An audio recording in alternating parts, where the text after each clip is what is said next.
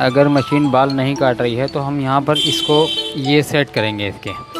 अगर हम इसे बहुत ज़्यादा टाइट कर देंगे, यहाँ से ये ऐसे मान लीजिए टाइट कर दिया,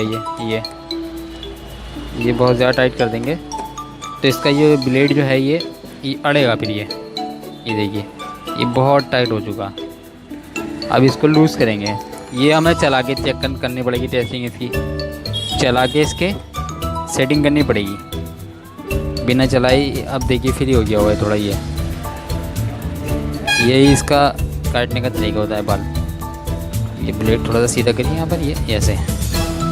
अभी ये फिर ही चलेगा। बाकी अब मैं इसको चला के देखूँगा, जब जैसे बाल नहीं काटेगी तो मैं इसको थोड़ा सा और यहाँ पर ऐसे ऐसे हल्के हल्के एक चूड़ी इसकी चढ़ा देंगे, टाइट हो जाएगा तो ये बिल्कुल सही चलेगा। ये फ़िलहाल ओके हो चुकी है मशीन ये। अब इसे पैक करते हैं।